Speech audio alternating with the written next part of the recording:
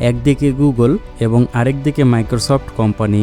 এই দুইটি কোম্পানি বর্তমানে পৃথিবীর সেরা টেক কোম্পানি হিসেবে জায়গা দখল করে আছে এবং আপনিও যদি বর্তমানে বিশ্বের সবচেয়ে প্রভাবশালী টেক কোম্পানির কথা বলেন তবে সবার ওপরেই থাকবে এই দুইটি কোম্পানির নাম।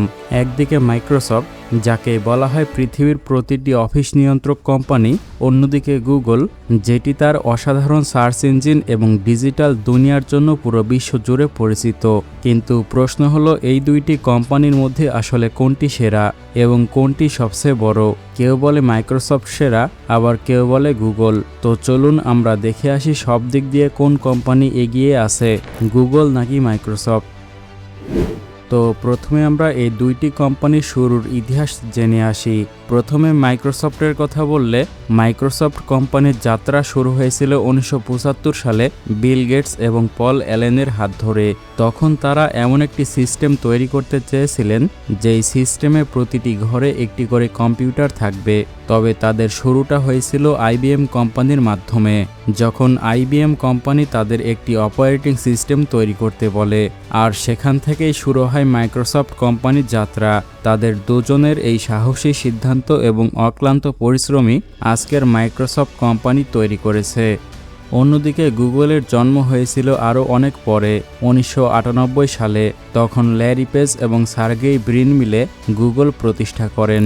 সেই সময় তারা দুজন এমন একটি রিসার্চ প্রজেক্টে কাজ করেছিলেন যেখানে কিভাবে ইন্টারনেটের তথ্যকে আরও সহজে খুঁজে বের করা যায়। আর সেই রিসার্চ প্রজেক্ট থেকেই আজ জন্ম নিয়েছে গুগল। শুরুতে তারা গুগলকে বিক্রি করে দিতে চেয়েছিলেন মাত্র $10 লক্ষ, কিন্তু কেউ সেটা কিনতে রাজি হয়নি। অথচ আজ সেই গুগলই $4 ট্রিলিয়ন বেশি রেভিনিউ জেনারেট করেছে। প্রথম দিকে গুগলের সার্ভার চলত পুরনো এবং সস্তা কম্পিউটারের পার্টস দিয়ে, কিন্তু আজ সেটা পরিবর্তিত হয়ে সর্বোচ্চ অ্যাডভান্সে পরিণত হয়েছে। তো এবার আমরা জানব এই দুইটি কোম্পানির লিডারশিপ সম্পর্কে।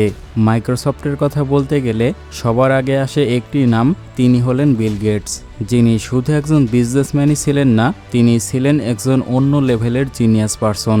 কারণ তিনি ছোটবেলা থেকে একটাই চিন্তা নিয়ে বড় হয়েছেন, কিভাবে কম্পিউটারকে সবার জন্য সহজ করা যায়। আর বিল গেটস এতটাই মেধাবী ছিলেন যে মাত্র 13 বছর বয়সে তিনি তার প্রথম কম্পিউটার প্রোগ্রাম লিখেছিলেন। তিনি পড়াশোনার এক পর্যায়ে এসে তার বন্ধু পল অ্যালেনের সাথে মিলে মাইক্রোসফট কোম্পানি গড়ে তুলেছেন।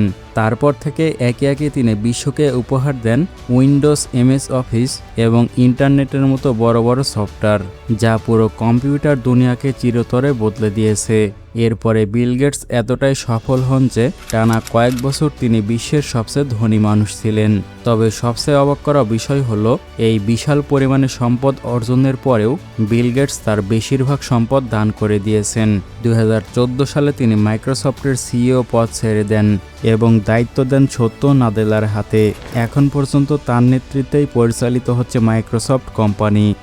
অন্যদিকে গুগলের নেতৃত্বের গল্পটা সম্পূর্ণ আলাদা। গুগলের প্রতিষ্ঠাতা ল্যারি পেজ এবং সার্গেই ব্রিন, এই দুইজন ছিলেন একেবারেই আলাদা ধরনের মানুষ। যেমন ল্যারি পেজ সবসময় ভাবতেন ভবিষ্যতের কথা, আর সার্গেই ব্রিন ছিলেন অত্যন্ত সাহসী ব্যক্তি, যিনি অসম্ভবকেও সম্ভব করতে ভালোবাসেন। এই দুজন মিলে গুগলকে শুধু একটি সার্চ ইঞ্জিন থেকে পরিণত করেছেন বিশ্বের সবচেয়ে বড় টেকনোলজি ইকোসিস্টেমে। তবে গুগলের নেতৃত্বে সবচেয়ে বড় পরিবর্তন আসে 2015 সালে, যখন ল্যারি পেজ এবং সার্গেই ব্রিন মিলে তৈরি করেছেন অ্যালফাবেট নামের একটি প্যারেন্ট কোম্পানি, মানে যার অধীনে রয়েছে গুগল এবং ইউটিউবের মতো আলাদা আলাদা সেক্টর। আর তখন সিইও হিসেবে যোগ করেন সুন্দর পিচাইকে, যিনি এখন পর্যন্ত গুগলের সিইও হিসেবে দায়িত্ব পালন করে যাচ্ছেন। এবার জানবো এই দুইটি কোম্পানির বিজনেস মডেল সম্পর্কে। মাইক্রোসফটের বিজনেস মডেল হলো, মাইক্রোসফট কখনো শুধু একটি পণ্যের উপর নির্ভর করেনি, তারা সবসময় চেষ্টা করেছে বিভিন্ন দিক থেকে আয় করতে। শুরুতে মাইক্রোসফটের সবচেয়ে বড় আয় আসতো উইন্ডোজ অপারেটিং সিস্টেম থেকে, কারণ পৃথিবীর প্রায় প্রতিটা কম্পিউটারে উইন্ডোজ চলতো এবং প্রতিটি উইন্ডোজের জন্য মানুষকে মাইক্রোসফট কোম্পানিকে টাকা দিতে হতো। এরপর এলো এমএস অফিস, যা ছাড়া অফিসের কাজ সম্পূর্ণ প্রায় অচল। স্কুল থেকে শুরু করে বড় বড় কর্পোরেট কোম্পানি সবাই মাইক্রোসফট অফিস ব্যবহার করত এবং সবাইকে প্রতি বছর লাইসেন্স ফি দিতে হতো। কিন্তু মাইক্রোসফটের সবচেয়ে বড় ব্যবসায়িক পরিবর্তন আসে নতুন সিইও যোগ দেওয়ার পরে। তিনি মাইক্রোসফটে একটি পুরনো সফটওয়্যার কোম্পানি থেকে একটি আধুনিক ক্লাউড কোম্পানিতে রূপান্তর করেন। বর্তমানে মাইক্রোসফট কোম্পানি ক্লাউড বিজনেস থেকেই সবচেয়ে বেশি পরিমাণে আয় করে যাচ্ছে। তাছাড়া এআই টেকনোলজির প্রায় প্রতিটা সেক্টরে প্রবেশ করেছে। মানে তাদের আসল বিজনেস মডেল হলো সব ধরনের জায়গায় থাকো এবং সব কিছুতেই আয় করো। অন্যদিকে গুগলের বিজনেস মডেল সম্পূর্ণ আলাদা। গুগলের সবচেয়ে বড় রহস্য হলো তারা তাদের বেশিরভাগ সেবা সম্পূর্ণ বিনামূল্যে প্রদান করে। যেমন জিমেল বিনামূল্যে, গুগল সার্চ বিনামূল্যে, গুগল ম্যাপস বিনামূল্যে এবং ইউটিউব বিনামূল্যে। মানে বলতে গেলে তাদের প্রায় সব কিছুই বিনামূল্যে। তাহলে তাদের আয় আসে কিভাবে? এর উত্তর একটাই, সেটা হলো অ্যাডভার্টাইজিং। গুগলের মোট রেভিনিউয়ের প্রায় 80% আসে বিজ্ঞাপন থেকে। মানে আপনি যখন গুগলে সার্চ করেন বা ইউটিউবে ভিডিও দেখেন তখন দেখবেন মাঝে মাঝে কিন্তু অ্যাড দেখায়। এটাই তাদের আয়ের মূল উৎস।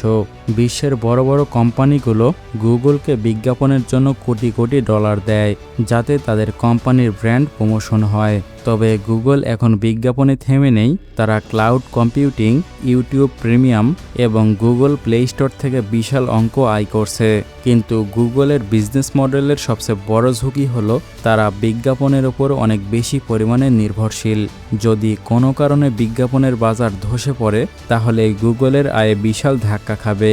আর এ কারণেই গুগল তাদের বিজনেসকে বিভিন্ন দিক থেকে সরিয়ে দেওয়ার চেষ্টা করছে এবং তার বড় হাতিয়ার হলো আর্টিফিশিয়াল ইন্টেলিজেন্স। এবার জানবো এই দুইটি কোম্পানির রেভিনিউ সম্পর্কে। প্রথমে মাইক্রোসফটের রেভিনিউয়ের কথা বলতে গেলে মাইক্রোসফট বিশ্বের প্রথম কোম্পানিগুলোর একটি যারা স্টক মার্কেটে $3 ট্রিলিয়ন বেশি রেভিনিউ জেনারেট করেছে। আর এই সংখ্যাটা এতটাই বড় যে পৃথিবীর বেশিরভাগ দেশের মোট জিডিপির থেকেও মাইক্রোসফটের রেভিনিউ অনেক বেশি। প্রতি বছর তারা $200 বিলিয়ন বেশি রেভিনিউ জেনারেট করে। কিন্তু সবথেকে অবাক করা বিষয় হলো মাত্র কয়েক বছর আগেও মাইক্রোসফটকে অনেকে পুরনো এবং ধীরগতির কোম্পানি বলতো। কিন্তু 2014 সালে যখন সত্য নাদেলা মাইক্রোসফটের সিইও হন তখন মাইক্রোসফটের মার্কেট ভ্যালু $300 বিলিয়ন থেকে আজ $3 ট্রিলিয়ন ছাড়িয়ে গেছে। মানে মাত্র এক দশকে মাইক্রোসফটের মূল্য বেড়েছে প্রায় 10 গুণ।